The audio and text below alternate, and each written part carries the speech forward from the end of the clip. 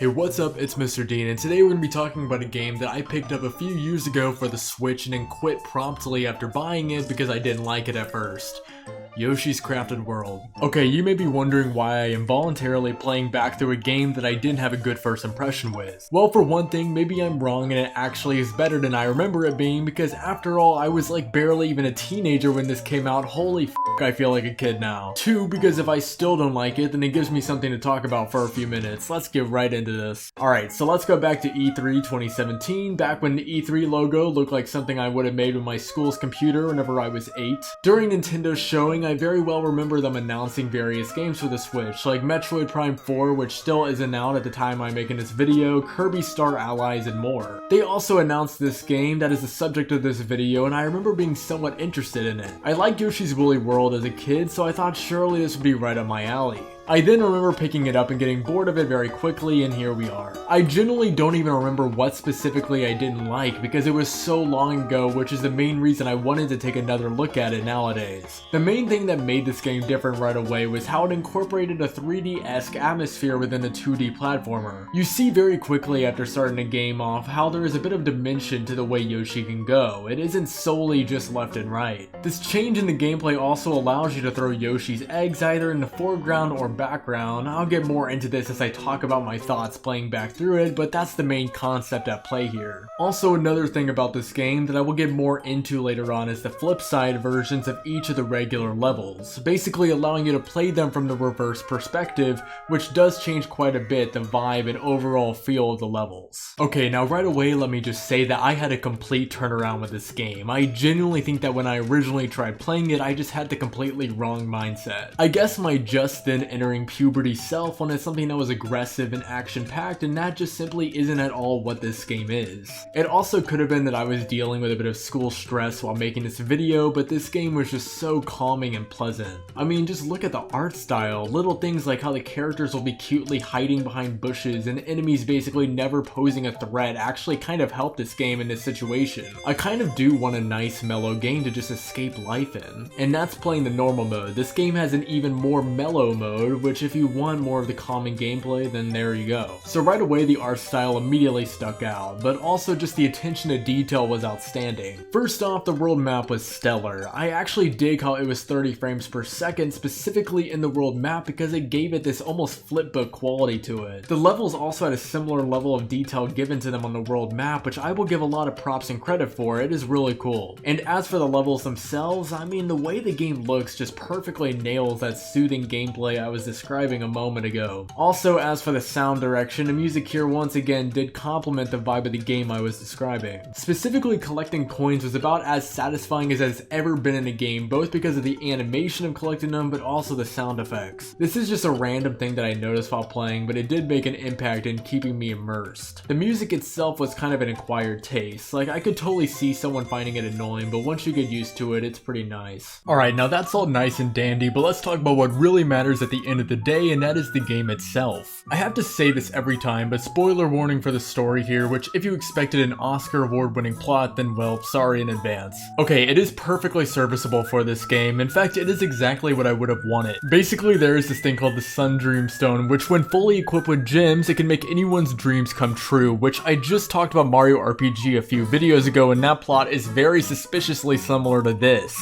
Oh, sorry for the shameless plug. But yeah, we go off on a quest to get the gems back so that everyone's dreams can come true. I love how at the beginning when you select which Yoshi you want to play as, they all just clap gleefully like this isn't a dire and serious situation. Like, why are you guys so happy? Obviously that's just me joking around, but I just like how there isn't really any intense threat looming over you here. It's pretty relaxing. Now the gameplay of this game is definitely the most reasonable critique I had back in the day. I'm not saying it is bad by any means, but if you aren't playing this game with the mindset of relaxing and chilling out, I can definitely see how it could be boring. I mean, it isn't even remotely close to being hard, but like I've said several times, that's kind of what I like about it. Most games I'd have a problem with a lack of difficulty, but the cuteness and charm makes up for it. It controls perfectly fine. I did notice that when Yoshi eats an enemy, he automatically turns it into an egg without requiring you to hit a button, which I felt like was a pretty nice change. Aside from that, I mean, it's a Yoshi game. As I mentioned early on, you move forward and backward in some parts, which added some dimension to an otherwise 2D platformer, but these sections didn't really stand out that much to me personally if I'm being completely honest. Like when I think and reflect on the game, that's not the feature that immediately comes to my mind. Also, each level has various collectibles for you to obtain, those ranging from regular coins to flowers. Regular coins were commonly found throughout the levels, and you could spin them in a Crossy Road-esque costume machine picker thing. This doesn't bother me because A, it isn't real money, and B, it doesn't give you duplicates or costumes that you already have, so it's a cute feature. Similarly to costumes in Mario Odyssey, these are just cosmetic options for how Yoshi looks, and some are even animated, which was a really nice touch that didn't even need to be there in the first place. Spinning the costume picker costed 100 coins, which did not stop me from spending all 700 coins I had from the first few levels right away for no reason. Also, each level had flowers and red coins, which acted as the main catalyst for replayability for the game. Although I was never really finding myself replaying levels to find one flower or one red coin I was missing, you probably won't stumble across all of them on a first playthrough of a level, so if you are going for a 100%, then you will definitely need to run back through some levels. I can absolutely see this getting monotonous, and I still remember trying to go back through levels to look for things my first time ever playing this game, which was probably contributing to me originally seeing the game as dull. For a first playthrough, I think it's better suited to just naturally play through levels, and then if you really find yourself interested, to go back and look for everything, or you just follow a guide. Also, these flowers are necessary to progress through the world map, as you use them to give positivity out to these Debbie Downers in order to make them happy enough to let you through.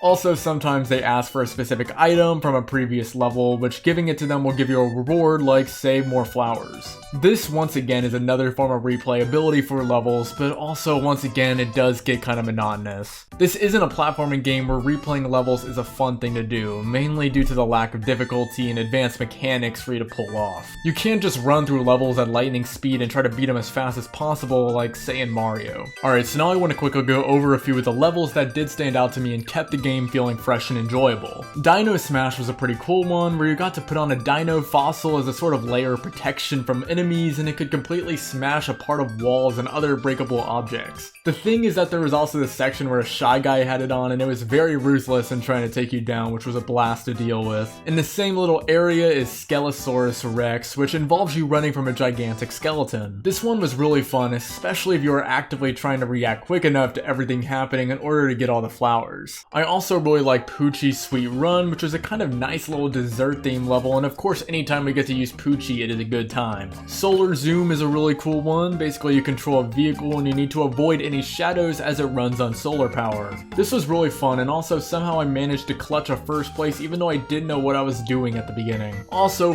Haunted Maker Mansion. This level gave me such a hard time, and for literally what reason? You got these stupid blue ghost things that chase you everywhere, and fun this level is not. Alright, all of these of course inevitably leads to a final boss. Let's go ahead and talk about that. This is definitely one of the boss fights of all time, that's for sure. I guarantee that in 6 months time I will have already forgotten what this final fight even is. It is 2 different parts, and basically the first part you just throw eggs to these things, make Bowser Jr. vulnerable, and then bam, ground pound. Second part is a bit more annoying. You make these hammers go wham wham a few times. After you do defeat Bowser Jr., we have recovered all 5 gemstones, and the Yoshi's wish is to just go back to their home. Oh, for f***'s sake. Wish for something cool. Overall, this game was fun, but like the chill mindless kind of fun. Honestly, if I was going for a 100%, then I could definitely see myself losing my mind to this game, but just for a normal playthrough, it was pretty nice. I will say low-key, some of the music did get kind of annoying. Not all the tracks from this game, but sometimes it got a little bit too annoyingly childish sounding for my liking. Like, if a song could have a punchable face, then some of these very much exceed in that goal for me. For what the game is though, I had a pretty good time. It isn't one of my favorite platformers of all time or anything, but I also wasn't really expecting that. However, looking back, I think that I had a pretty unreasonable view of this game, and I was kind of overlooking a lot of the strengths that this game had. Anyway, thank you for watching, of course, and as always, peace out.